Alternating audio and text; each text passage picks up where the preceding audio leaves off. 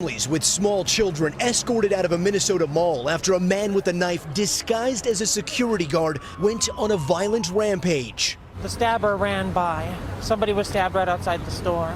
Witnesses say the man with the knife was yelling about Allah and asking people about Islam. He just charged me with the knife and he said, "Are you a Muslim? Are you a Muslim?" But how do you even respond to that, like when somebody has a knife like a foot from your face? When it was over, 9 people hurt, ranging from 15 to 53 years old. And the man with the knife shot and killed by an off-duty cop, now being hailed a hero. The mayor describes watching surveillance video of the suspect try to attack the officer. As the suspect was lunging at him with the knife, not only did he fire, the suspect went down, he came back up on 3 different occasions. ISIS released a statement claiming the attacker was a so-called soldier of ISIS, but there is no evidence at this point to verify that claim.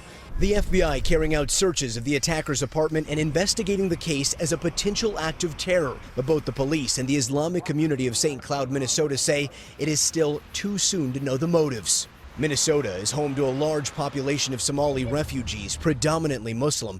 Today, community leaders say they're devastated by the violence of one man and have been working with authorities for years to fight against Islamic radicals who have tried to recruit their young men. ISIS does not represent us. It does not represent Islam. It does not represent the Somalis. Now, the refugee community in St. Cloud fears they will become targets of backlash against Muslims in the United States.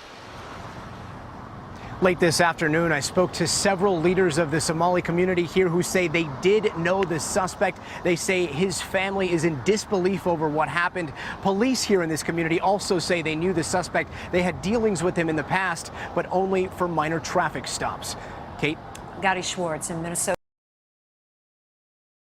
At this time, there is no evidence of an international terrorist.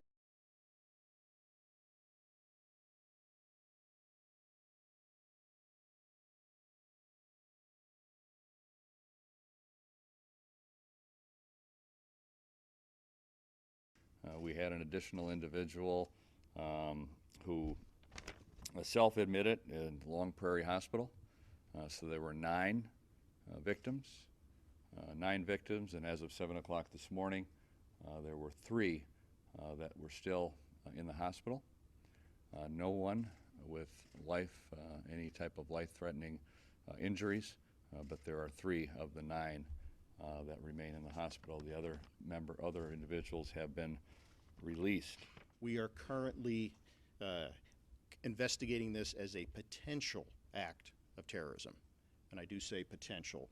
There's a lot we don't know.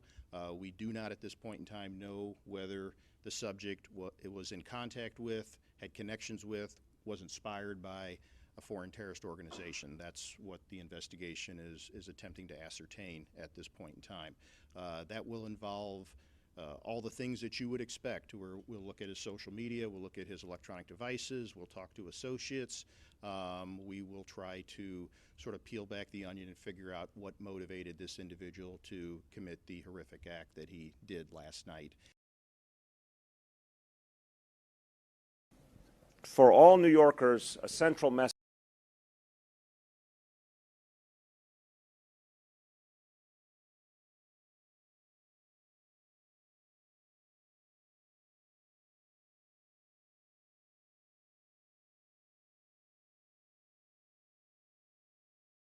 At 48 past the hour, we're following breaking news out of St. Cloud, Minnesota, where authorities are trying to figure out what led a man with a knife to attack 9 people inside a shopping mall before being shot and killed by an off-duty police officer. The attacker was wearing a private security uniform, and witnesses say he made references to Allah. We are currently investigating this as a potential act of terrorism. We do not at this point in time know whether the subject was in contact with, had connections with, was inspired by a foreign terrorist organization. NBC's Gadi Schwartz is joining us now on the phone. Gadi, with a good afternoon to you. Have police given any more details in identifying a motive for this attack? So far, no details on an exact motive for the attack, but we are hearing some details about what went on inside of this mall during that attack and then what ended this attack.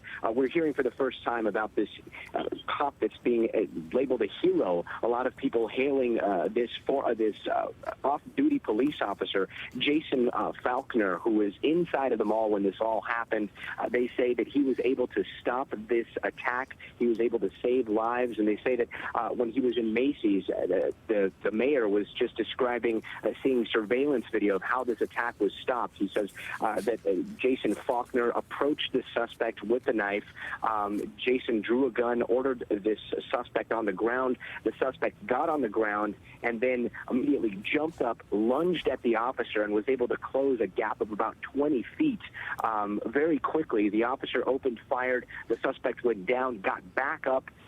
He opened fire again, and then the suspect got up for a third time trying to get at Officer Faulkner, but he was put down by Officer Faulkner, and then he was basically shot and killed inside of the mall, and that's what put an end to this rampage that put 9 people in the hospital. So far, only 3 people are still in the hospital. The others have been released with non-life-threatening injuries. So that's the good news that we're hearing. But right now, the shift has, the focus has shifted over to trying to find out those motives. As you were speaking about a little bit ago, we heard from both the FBI and the police chief here saying that it is still very early in this investigation. Take a listen. We've executed at least 2 search warrants at an address here in St. Cloud. We did discover the suspect's vehicle in the mall parking lot. That vehicle was cleared and impounded. We'll look at his social media, we'll look at his electronic devices, we'll talk to associates. We will try to sort of peel back the onion and figure out what motivated this individual to commit the horrific act. The big question here, was this a terrorist attack? There is a media site that has been linked to the Islamic State that is claiming responsibility, saying this was one of their soldiers. But again, the FBI and the police here cautioning people to not to rush to judgment. They are saying that this is very early on in the investigation, and they are going to continue from there. Alex? All right, NBC's Gotti Schwartz in St. Cloud, Minnesota. Thank you, Gotti.